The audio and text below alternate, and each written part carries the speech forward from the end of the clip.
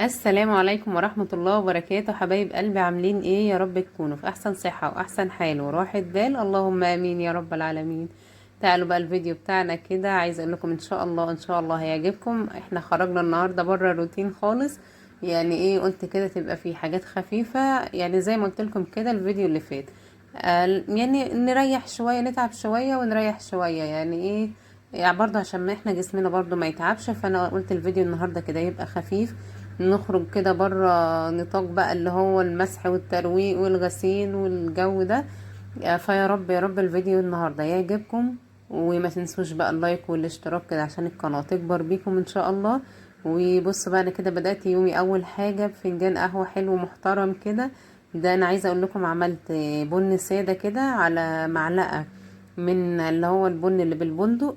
قلت بقى ايه اجربه كده، فلا ما شاء الله طلع يعني تحفة بصراحة، الحمد لله. فقلت افوق كده، وعايزه اقول لكم ان انا يعني اول ما عملت فنجان القهوه كده ما قعدتش مثلا قلت اشربه كده واروق على نفسي والكلام ده. لا، قلت اشربه كده وانا شغاله. فالحمد لله، ربنا يا رب يعيننا جميعا على كل امور بيتنا وكل امور حياتنا، اللهم امين يا رب العالمين. فحاولي كده برضو تفصلي كده شوية، يعني ما تضغطيش نفسك.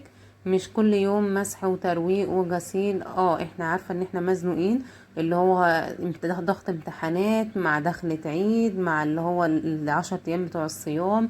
فحاولي كده على قد ما تقدري تفصلي في النص كده شوية، عشان تبقى يعني ايه تشحني طاقة وتقدري تكملي. حتى لو يوم واحد هتعملي فيه حاجات خفيفة، مش هقولك مثلا ريحي خالص، اعملي فيه حاجات خفيفة وان شاء الله ربنا يا رب كده يدينا الصحة جميعا. انا هنا بصوا فنجان القهوة جنبي، وقلت ايه، كنت ده كيلو دقيق. قلت هعمل حبة قرص، ما بقول لكم قال يعني هنريح قوي، يعني فاهمين. فاللي هو بنضحك على نفسينا، بس الحمد لله طبعا بألف هنا وشفا يا رب الكل اللي كل منها. عايزه اقول لكم طلعت تحفة. ده كيلو دقيق، حطيت عليه كيس بيكنج باودر وكيس خميرة ورشة ملح ومعلقة شمر على ينسون، طحنتهم كده طحنة في الخلاط كده خفيفة، اللي هي في المطحنة. وحطيتها كده وكان عندي برضو اللي هي ريحة الكحك، حطيت كده منها معلقة صغيرة. وبرضو حطيت نص كوباية سكر. بس عملت ايه، طبعا ضربت في المطحنة الشمر واليانسون، فقلت اطحن مكانهم السكر، بحيث ان هم برضو ما يسيبوش يعني ريحة كده برضو مكان المطحنة، لان انا كان دي مطحنة السكر. فحطيتها كده فيها، لان ما رضيتش اطحن في مطحنة الكمون والفلفل الاسود وكده. يعني انا عندي واحدة للسكر وواحدة للفلفل والكمون واللي هي الكزبرة والحاجات دي. فقلت لا، عشان طبعا دي معجنات، فما رضيتش ايه يبقى ما يبقاش مثلا كارف فيها كده، او ريحتها او طعمها تبقى واخده فلفل او كمون او كزبره او كده. وحطيت بعد كده عليهم لو طبعا السكر كمان لما هيطحن برضو هيدي نتيجة افضل. انا عايزه اقولك بقى يعني ايه، انت اللي عندك يعني إيه المسموح عندك حطيه، مش هقولك لا. انا حطيت كوبايه كوبايه زيت على سمنه، طبعا سمنه بلدي. عايزه اقول لكم بقى انا بعجن كده فيها، ببس فيها، وريحه السمنه البلدي مع الشمر واليانسون. عايزه اقولك الشمر واليانسون بأمانة بياخدوا القرص في حتة تانية خالص، فعلا بجد بجد بيخلوا القرص تحفة تحفة تحفة. هي والدتي يا رب يا رب يديها الصحة وبركة العمر، ويحفظ أمهاتنا جميعا يا رب كده. عايزة أقول لكم فعلا بجد يعني ادتني التركة دي حلوة قوي. فبستها كده حلوة قوي قوي. طبعا عندك زيت حطي، عندك سمنة بس حطي، اللي موجود عندك حطيه، مش هقولك حاجة. وهنا ده كان بياض بيضة. انا طبعا ما بحطش بيض فيها عادي، يعني انت لما ما فيش بيض ما تحطيش، مش شرط بياض البيضة ده خالص. يعني عايزه اقول لك القرص دي اقتصاديه جدا جدا جدا جدا فوق ما تتخيلي، لانك لا هتستخدمي لها لبن بودره، ولا هتستخدمي لها بيض، ولا تستخدمي لها لبن عادي اللي هو للعجن. انا عايزه اقول لك انت عندك لبن تمام، حط لها. ما عندكيش لبن زي ما انا عملت، يعني انا كان عندي اللبن في الفريزر، قلت لسه هطلع واعمل، والله كذا مره جربها بالميه بس حلوه قوي. عندك لبن قاطع استخدميه، عندك رايب، بص اللي موجود عندك والله في الوصفة دي في القرص تمام، اشتغلي بيها حلوة جدا وهتشتغل معاكي وهتبقى زي الفل. المهم بقى تقعدي تعجني فيها حبة حلوين كده زي ما انتوا شايفين. المفروض العجينة دي كيلو دقيق هياخد مني كوبايتين مية.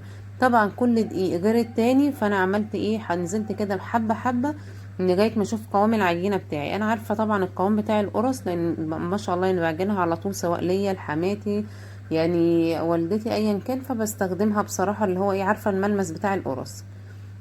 فانت كده هتعجنيها لغايه لما توصلي بصوا للقوام دون يعني، حلو قوي قوي، لا اللي هي مثلا ناشفه جامد ولا تبقى سايحه منك. بصي عامله بص زي الملبن كده يعني. بصوا عجينه الله اكبر. عايزه اقول لكم بقى ان انا عجنت العجينه دي ونزلت جبت بنتي من المدرسه، ورحت وصلت ابني برضو المدرسة بتاعته عشان كان هو فترة مسائية، وجبت حاجات من السوق برضو هوريها لكم كده يعني. بصوا وسبتها تخمر مع نفسها. وهنا بقى كنت بوريكم العجوة دي عجوة اللي هي بتاعت برضو البلد عندنا، اللي هي يعني زي البلح كده بس طرية. دي فصصتها مسكت عليها، طبعا انا كنت عاملاها كانت جاهزة عندي اصلا، كانت باقية من عجينة قبل كده، وكنت مفصصاها وحاطه لها السمسم وحاطه لها السمنة وكله. بس برضو جيت حطيت عليها كده معلقة سمنة بلدي برضو، ورحت كده ايه عجناها حلو. وزي ما انتوا شايفينها كده بصوا ما شاء الله ملهاش حل. انا هنا بقى هشكلها لكم يعني بالعجوة شكلين مختلفين، وهشكل برضو هعمل حشوة تانية مختلفة. بنتي الصغيرة هي اللي بصراحة يعني عايزة القرص عشان الحشوة دي.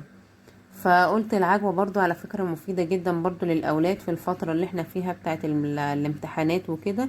فحاولي كده على قد ما تقدري كده دخلي لهم الأسماك، دخلي لهم اللي هي البلح، يعني الحاجات اللي انت عارفة ان هي مفيدة ليهم كده الفترة دي، يعني حطها لهم كده. ويا رب يا رب كده يوفقهم جميعا، ونشوف أولادنا جميعا يا رب من أحسن الناس، ويبعد عنهم اللهم امين اصدقاء السوء، يا رب يا رب يبعد عنهم اصدقاء السوء.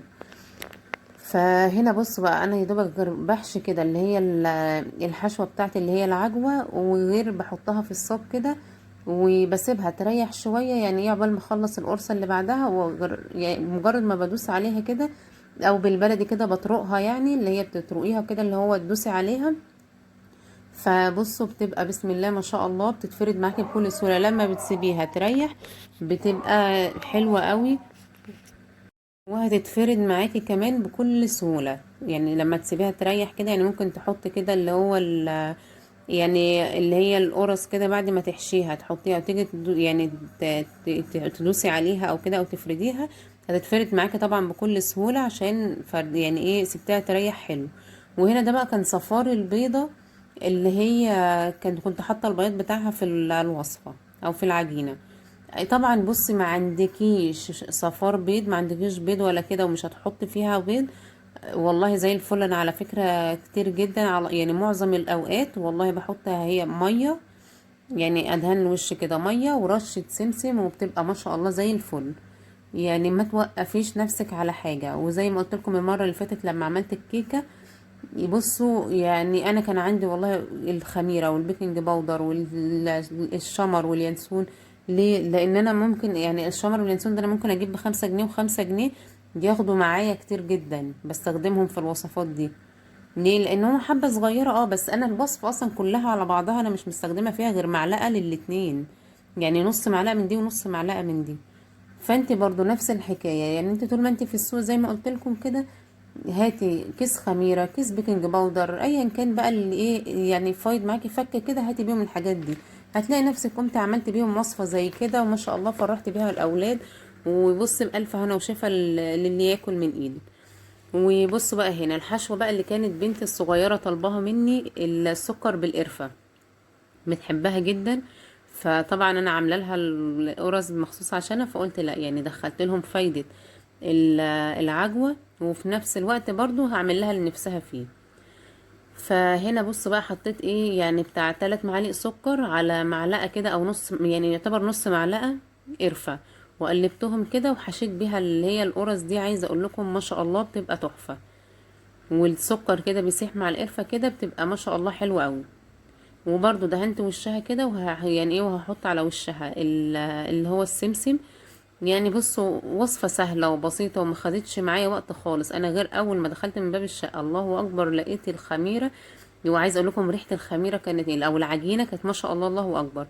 فلقيت العجينة خمرت معايا كده، فوانا واقفة على طول يعني بصوا اللي هو يا دوبك غيرت هدومي وجيت لها جري كده، وعملتها اشتغلت فيها على طول، اللهم بارك، ما خدتش معايا وقت. وعقبال ما خلصت اخر صاج كده وهرصهم فوق بعض، هولع الفرن يسخن وهبدأ احط فيه. انا عايزه اقول لكم والله انا عملتها في اللي هي في فرن البوتاجاز عادي. هنا كانت بنوتي الصغيره كانت بتساعدني بقى وتقول لي يا ماما انا عايزه اعمل معاكي، فسبتها ترش كده ايه السمسم برضو معايا على الوش. بصوا بقى ده شكل تالت برضو حلو قوي قوي قوي. انا عايزه اقول لكم انا قلت يا ريتني عملت كله الشكل ده، حلو قوي يعني اللي هو شكل الورده. حتى بنتي لما لقيتني بعمله بتقول لي ده شكل الورده، طب ما تجربي تعملي شكل القلب. هي فاكره ان انا هقعد اعمل اشكال بقى، وفاكره ايه بتيفور تقريبا ولا ايه مش فاهمه. فقلت الحمد لله بقى، طبعا طلع الحمد لله شكله حلو قوي. طبعا هي هنا قالت لي لا يا ماما حطي السمسم في النص بس، لان انا كنت في الاول حطيته، بصوا رشيته على الورده كلها وحطيتهم كده فوق بعض يخمروا. وطبعا الصاجات دي انا جايباها مخصوص للفرن، لفرن البوتاجاز عندي، عشان انا عندي البوتاجاز 4 عيون زي ما انتوا عارفين. وبصوا شكل القرص، انا عايزه اقول لكم ما شاء الله لو انتوا خدتوا بالكم الصاجات في حتت فاضيه كده، دي قرص اتاخدت على فكره وهو سخن. اللهم بارك اللهم بارك، بالف هنا وشفا يا رب الكل اللي كل منه وكل اللي هياكل منه. عايزه اقول لكم طلعت حبه قرص اللهم بارك، مع انه والله بصوا زي ما انتوا شفتوا لا لبن ولا لبن بودره. وبصوا حاجات خفيفه جدا يعني. حتى ريحه الكحك دي انا حطاها كده، اللي هي لقيت عندي ريحه الكحك في الشنطه اللي هي بتاعه العيد دي، اللي هي حاطه فيها الشمر واليانسون وكده، ببقى مجمعاهم في شنطه كده في درج التلاجة. فروحت حطاهم يعني ايه لقيتها كده اللي هو فيها ريحه الكحك، فقلت تمام، رحت واخده منها حبه اللي هي دي يعني تدي ريحه برضو للعجينه مع الشمر واليانسون. يعني بسم الله ما شاء الله، بألف هنا وشفا لكل اللي كل. يعني بصوا اللهم بارك، كيلو الدقيق وبصوا التسويه تحفه. وكيلو الدقيق عمل معايا بصوا كميه قد ايه دي. بصوا دي كانت سخنه بقى، اللي هو اخر صاج كان لسه طالع من الفرن. يعني ما شاء الله. وعايزه اقول لكم على تركه حلوه قوي قوي في التسويه بتاعه الفرن. لو الفرن بتاعك بيلسع الحاجه من تحت، يعني حركة برضو والدتي ربنا يبارك لها ويديها الصحة، هي الحلقة تقريبا النهاردة كده في تركات والدتي على فكرة. كانت برضو هي اللي قايله لي على الحركة دي، ربنا يبارك لها، فعلا فعلا بجد حلوة قوي. انا لو الحركة دي مش معمولة عندي مش هعرف اعمل فيها اسوي في حاجة. بتحطي صينية عندك، لو عندك صينية قديمة خصصيها للفرن، ومن تحت كده خالص حطيها اللي هي فوق النار على طول، ومليها مية وخليها بقى في الفرن. دي كل ما تنشف ابقي حطي فيها الميه كده وخليها بقى لتسويه الحاجات دي. انا عندي عامله كده الصينيه دي بايدين كده هي، وحطها من تحت ما شاء الله اللهم بارك، مخصصاها للفرن، بتخلي التسويه زي ما انتوا شايفين كده. فالحمد لله كده، يا رب كده يديمها نعمه ويحفظها من الزوال. بصوا ما شاء الله كانت عملت كميه محترمه معايا ازاي، من كيلو واحد دقيق. فالحمد لله فضل ونعمة. بص بقى دي الحاجات اللي انا جبتها وانا كنت في السوق كده، لما يعني وانا بجيب بنتي من المدرسة كده ووديت ابني. فجنب المدرسة بصراحة السوق اللهم بارك حلو قوي ورخيص، بحب اجيب منه. انا جبت هنا كان ايه شوية حاجات، هي مشتريات بسيطة جدا، بس الحمد لله طبعا احنا عارفين الاسعار غالية جدا، فالحمد لله يعني ربنا يديمها نعمة. فطبعا لا اشيل من عند المدرسة زي الفل احسن ما اجيب من جنب مني والحاجة كده يعني غالية. انا كده ولا كده هناك اصلا، فاجيب بالمرة. انا جبت الخضرة هنا، هو قال لي الاربع حزم ب5 جنيه. انا قلت له هي غليت ليه، لان هي فعلا كان بجيب من عنده كان الخمسة ب5، كانت الواحدة بجنيه. فاللي هي غليت ربع جنيه يعني ايه مش حاجة. فقلت تمام، رحت عاملة ايه، طبعا انا جبت من عنده الملوخية وورق العنب، فجيت اجيب الخضرة. المفروض التمن حزم ب10 جنيه. فقلت له خلاص انا هاخد الاربع بتاع ده ال9 حزم، قلت له هاخد بقى حزمة زيادة، خدت ال9 حزم ب10 جنيه. فالحمد لله. بصوا طبعا حلوة اوي الخضرة اليومين دول، الحقوا هاتوا، لان في الصيف حرفيا بتلاقوهم هو عودين كده وما تعرفوش بيربطوهم ازاي اساسا. يعني تحسوا ان الموضوع غريب، يعني تحسها بتبقى مش حلوة وغالية، وتلاقيها اصلا ما تعرفيش ما فيهاش بركة خالص، وهي عودين بس يعني في الحزمة. وجبت برضو ملوخية، الملوخية كانت عاملة 30 جنيه. فقلت له عايزة نص، فجه يحط اللي هي يعني انا لسه بقول له نص وهو بيحط اللي هي الحزمة كده على بعضها. فقال لي دي عامله 25 جنيه. قلت له تمام خليها، انا بحب بصراحه الملوخيه بتاعته تحسوها ملوخيه الصيف بالظبط. يعني انا عارفه ان الملوخيه دلوقتي لسه ما بقتش حلوه قوي، لا بس عنده بصراحه ما شاء الله تحسوها ملوخيه الصيف نزلت، اللي هي الملوخيه الحلوه. ولقيت ورق العنب برضو عنده ب60 جنيه، فقلت له عايزه ربع كيلو. طبعا انا اللي هي الخضرة هفرزها، طبعا هفرز منها. فقلت اجيب بقى ايه ربع ورق عنب برضو، يمكن ايه اعمل كده حبة ورق عنب، او اعمل مثلا حتتين كوارع واعمل طاجن ورق عنب كده بالكوارع. عايزه اقول لكم بيبقى تحفة وزي العسل. وبص بقى القوطة دي بقى هي اللي اتجننت بقى، اللي هي مجنونة يا قوطة فعلا. دي ب20 جنيه. انا جيت انقي منها، الست بتقولي لا دي تعبية ب20، نقاوة ب25. فانا لقيتها والله هي حلوة مش وحشة وكلها واحد، قلت لها لا عبيلي 2.5 ب50. فدول كده 2 كيلو ونص ب50 جنيه. طبعا هي فيها حتت كده مصفرة شوية معرفش ايه، بس ما شاء الله عليها اللهم بارك زي ما انتوا شايفين كده. برضو حلوة قوي يعني، ما فيهاش اللي هي يعني ريحة وحشة او ان هي مثلا فيها بايظ او الكلام ده كله، لا. فالحمد لله، فقلت لا اجيب 2.5 كده بسرعة، عشان عارفة ان هي حرفيا هتغلى، لان جنبي مني 30 و35. فلقيتها ب20 كده، قلت اجيب لي 2 كيلو ونص ب50. والخيار برضو عندها لقيته ب20 جنيه، ده كده نص كيلو ب10 جنيه. فما شاء الله بصوا شكله اصلا حلو قوي قوي. فلقيت ما شاء الله يعني شكله حلو، فقلت اجيب نص كيلو يعني، حتى إن الخيار اليومين دول العيال بقوا بياكلوه كده، فقلت حلو. والبصل بقى بصوا لقيته ب6 جنيه ونص وتنقية مش تعبية، فلو قلت اتأكد برضو. فلقيته لا اللي هو نقاوة كده. هتقولي لي معلهوش القشرة بتاعته او كده، اقول لكم لا ما انا جايباه اصلا هفرزه، فمش فارقة بقشرته او مش بقشرته، انا كده كده ان شاء الله هفرزه على طول. وبصوا بقى مشتريات خفيفة ولطيفة كده، يا رب تكون كده افادتكم، ويا رب يكون الفيديو عجبكم كده. وما تنسوش بس اللايك والاشتراك، واشوفكم ان شاء الله في فيديو جديد.